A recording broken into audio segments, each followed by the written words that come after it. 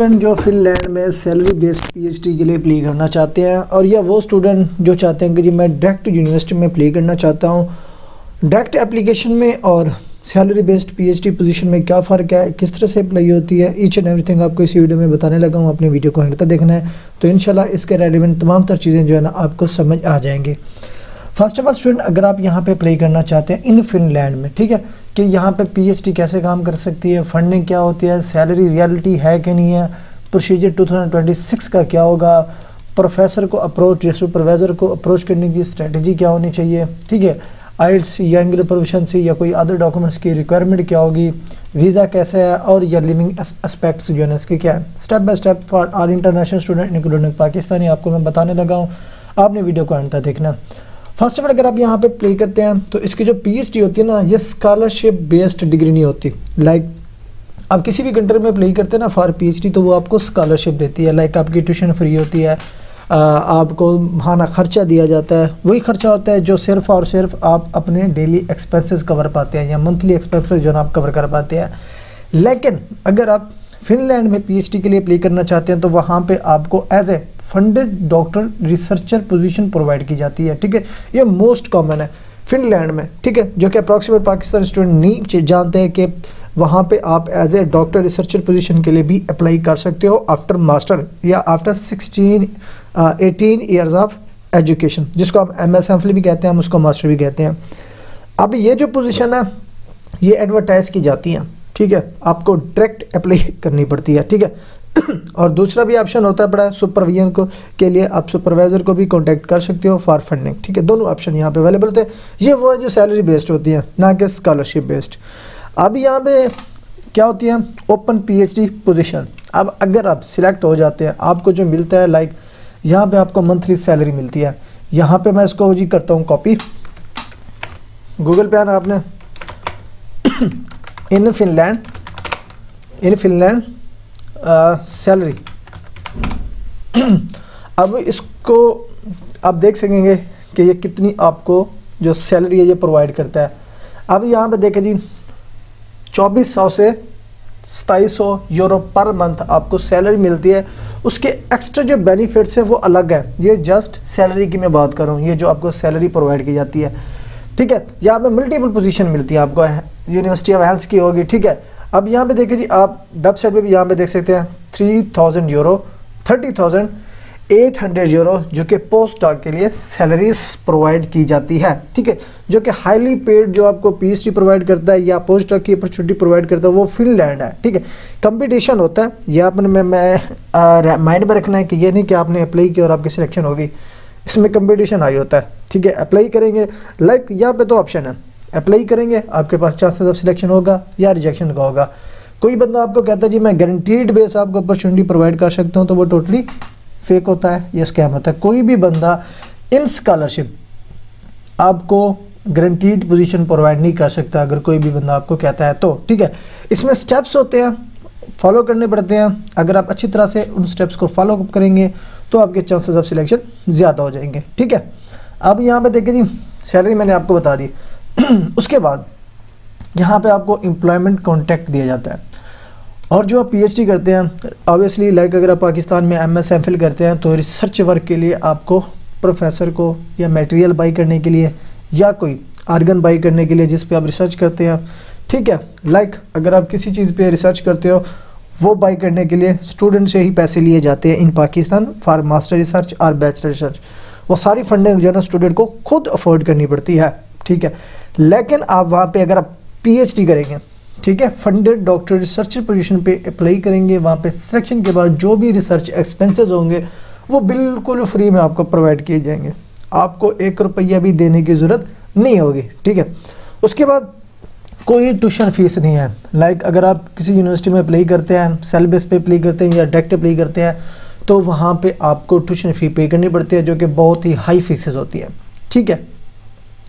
अब जो आपने स्टेप्स फॉलो करना है ये मॉडल 1 को फॉलो करना है, ना कि मॉडल 2। मॉडल 2 वो ये है कि आपको क्या करना पड़ता है, डायरेक्ट आप यूनिवर्सिटी सिलेक्ट करते हैं, एडमिशन के लिए अप्लाई कर देते हैं। कुछ यूनिवर्सिटीज़ की एप्लीकेशन फ़ी होती है वो आपको पे करनी पड़ती है, वो बाद में देखा जाता है कि आया कि आपकी सिलेक्शन होगी कि भी नहीं होगी, ठीक है। इन रेयर केसेस बच्चों की सिलेक्शन हो जाती है, लेकिन वो हाईली जो लाइक महंगी जो होती है ना बहुत सारी, जिसमें बहुत सारे आपके पैसे लग जाते हैं, लाइक आप सेल्फ बेस पे जा रहे होते हैं, तो आप इस सेकंड ऑप्शन को चूज़ कर सकते हैं। ठीक है, अगर आपके पास पैसा है पड़ा तो, अगर आप पैसा खर्च कर सकते हैं। इसमें ये होता है कि आप डायरेक्ट एडमिशन के लिए अप्लाई करते हो। ठीक है, अप्लाई करते हो डॉक्टर प्रोग्राम में, अब क्या करना है, then arrange your own funding. अब इसके बाद जब आपका एडमिशन हो जाता है तो फिर आपको खुद अरेंज करना पड़ता है, स्कॉलरशिप, ग्रांट, एम्प्लॉयर या सेल्फ फंडिंग। लाइक ये आपके लिए सेल्फ बेस्ड एडमिशन हो जाता है, जो कि अप्रॉक्सीमेट इन पाकिस्तान और इंटरनेशनल जो एजेंसीज होती हैं, ओपन एजेंसीज या एजेंट्स वगैरह होते हैं, अगर उनके पास जाते हैं तो वो आपको फर्स्ट ऑप्शन नहीं देते, मॉडल 1 नहीं देते, बल्कि वो सेकंड ऑप्शन आपको प्रोवाइड करते हैं। ठीक है, ये वाला जो सेल्फ बेस्ड होता है, जिसमें डायरेक्ट यूनिवर्सिटी में एप्लीकेशन सबमिट करते हैं। ठीक है, माइंड में रखना है, अगर आप किसी भी यूनिवर्सिटी में डायरेक्ट अप्लाई कर रहे हो तो वो आपकी सैलरी बेस्ड पीएचडी नहीं होती, वो बल्कि आपका एडमिशन सिक्योर होता है, जो सारे expenses, tuition fees, living allowances, visa, bank statements हो गया और एकोमोडेशन होगी, रिसर्च एक्सपेंसेस हो गए, वो सारी चीज़ें आपको खुद अफोर्ड करनी पड़ती है। इवन अगर आप फैमिली के साथ मूव करेंगे तो उनके लिए भी आपको सेपरेट एक्सपेंसेस खुद अरेंज करने पड़ते हैं। ठीक है, अब यहाँ पर देखें जी, पीएचडी जो होती है ना, क्लियर रियलिटी है कि यहाँ पे आपको जो पीएचडी की पोजीशंस होती है, जो मोस्ट पोजीशन ये होती है कि लाइक एक जॉब एडवर्टाइज की गई है कि ये हमारे पास जॉब अवेलेबल है, इसमें आप अप्लाई करें, इन सिलेक्शन आपको सैलरी, लाइक अगर आप पाकिस्तान से हैं तो पाकिस्तान में जब आपकी गवर्नमेंट जॉब लगती है या प्राइवेट जॉब लगती है तो आपको सैलरी फ्री में दी जाती है। ठीक है, गवर्नमेंट लगती है तो उसमें आपके लिविंग अलाउंसेस भी इंक्लूड होते हैं, जो घर के होते हैं वो भी दी जाते हैं आपको, और बच्चों के भी अलाउंसेस आपके इंक्लूड होते हैं। लेकिन वहाँ पे सेम इसी तरह से अगर आपका स्कॉलरशिप लगता है या सैलरी बेस्ड पोजीशन पे आप अप्लाई करते हैं तो ये तमाम तरह बेनिफिट्स आपको दिए जाते हैं। ठीक है, सेम बेनिफिट्स हैं जो कि मैंने आपको ऑलरेडी बताया। ठीक है, उसके बाद ये जो यूनिवर्सिटीज़ है ना, जो पीएचडी की अपॉर्चुनिटीज़ प्रोवाइड करती हैं, जो डॉक्टर रिसर्चर की होती हैं, अब ये मैंने लिस्ट कर दिया। ठीक है, ये कम से कम 7-8 यूनिवर्सिटीज़ हैं, आप इनमें से कोई भी यूनिवर्सिटी एक्सप्लोर करें। ठीक है, अप्लाई करना चाहते हैं तो आप अपनी चॉइस के मुताबिक अप्लाई कर सकते हैं। मेन चीज़ ये होती है, किसी से भी आप पूछेंगे जी मैंने इसमें अप्लाई करना, डिटेल बता दें, हर बंदे के पास ऑलरेडी प्रिपेयर डिटेल नहीं होती। लाइक मेरे कमेंट में आते हैं या मेरे व्हाट्सएप पे आते हैं बच्चे कि मुझे इसमें अप्लाई करना, डिटेल शेयर कर दें। अब डिटेल किसी भी स्टूडेंट के लिए बनी बनाई तो नहीं पड़ी होती, ना प्रिपेयर्ड होती है। अगर हमारी भी सर्विसेज के थ्रू कोई स्टूडेंट या कोई क्लाइंट प्रोसीड कराता है तो हम भी सेम यही प्रोसीजर फॉलोअप करते हैं, हमारी टीम फॉलोअप करती है। ठीक है, जो ऑलरेडी स्कॉलरशिप विनर्स हैं या मोस्ट सीनियर हैं इस डिपार्टमेंट में, तो वो सारी चीज़ें इसको देखते हैं, उसके बाद इवोल्यूएट करते हैं, हम असेसमेंट करते हैं, फिर जो एग्जैक्ट अपॉर्चुनिटीज़ होती है हम वो डिसाइड करते हैं। ऐसा नहीं होता कि आप व्हाट्सएप करें कि मुझे डिटेल चाहिए हम आपको डिटेल प्रोवाइड करें, तो ऐसा पॉसिबल नहीं होता। ठीक है, अब यहाँ पे जो भी यूनिवर्सिटीज़ हैं, जो क्लैरिफाई करने लगा हूँ कि आपने यूनिवर्सिटी खुद एक्सप्लोर करनी है, हर यूनिवर्सिटी को एक्सप्लोर करें, प्रोग्राम चेक करें, पोजीशन चेक करें, पोजीशन की रिक्वायरमेंट चेक करें, जिस यूनिवर्सिटी के अंडर आपकी प्रोफाइल स्ट्रांग है आप उसको टारगेट करें और उसकी एप्लीकेशन फाइनलाइज करें। ये स्टेप सिंपल स्टेप्स होते हैं, हर यूनिवर्सिटी की डिफरेंट रिक्वायरमेंट हुई, ये भी आपने माइंड में रखना है। अब ये डिपार्टमेंट है जो कि फिनलैंड आपको ऑफर करता है, अप्रोक्सीमेट हर प्रोग्राम हर डिपार्टमेंट यहाँ पे अवेलेबल है। ठीक है, इसके लिए आपके पास मास्टर की डिग्री या 16 ईयर एजुकेशन या 18 ईयर एजुकेशन आपके पास होनी चाहिए। ठीक है, स्ट्रांग एकेडमिक बैकग्राउंड होना चाहिए, रिसर्च थीसिस अगर आपने किया हुआ है मास्टर लेवल में तो आप यूज़ कर सकते हैं, जो कि आपके लिए टर्निंग पॉइंट साबित हो सकते हैं क्योंकि आपके पास ऑलरेडी एक रिसर्च एक्सपीरियंस है पड़ा।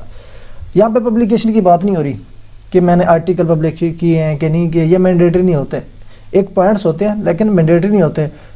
मैक्सिमम या बाज़ों का स्टूडेंट ऐसे भी होते हैं जो विदाउट पब्लिकेशन भी सिलेक्ट हो जाते हैं, लाजमी नहीं कि पब्लिकेशन वाला सिर्फ सिलेक्ट हो दूसरा नहीं सिलेक्ट होता, दूसरा भी सिलेक्ट होता है, बाज़ों का पब्लिकेशन वाला भी सिलेक्ट नहीं होता। ठीक है, अब यहाँ पे लैंग्वेज रिक्वायरमेंट क्या है कि यहाँ पे जो भी प्रोग्राम होते हैं वो इंग्लिश में कराए जाते हैं। ठीक है, अब यहाँ पे 3 ऑप्शंस हैं। बहुत से स्टूडेंट पूछते हैं जी हमें ये यूनिवर्सिटी बता दें यहाँ पे आईएलटीएस रिक्वायर्ड है कि नहीं, तो मेरे भाई जो भी यूनिवर्सिटी होती है उसकी रिक्वायरमेंट आपको चेकआउट करनी पड़ती है। प्रोग्राम सिलेक्ट करने के बाद उसकी रिक्वायरमेंट क्लियरली वहाँ पे मेंशन होती है। आया कि वहाँ पे आईएलटीएस की डिमांड है, टोफल या पीटी एक्सेप्टेड है कि नहीं है as a alternate of IELTS, या वेव्ड ऑफ है जिसकी बेस पर आप इंग्लिश प्रोफिशिएंसी लेटर यूज़ कर सकते हो, जो हम लास्ट ग्रेजुएटेड यूनिवर्सिटी से लेते हैं।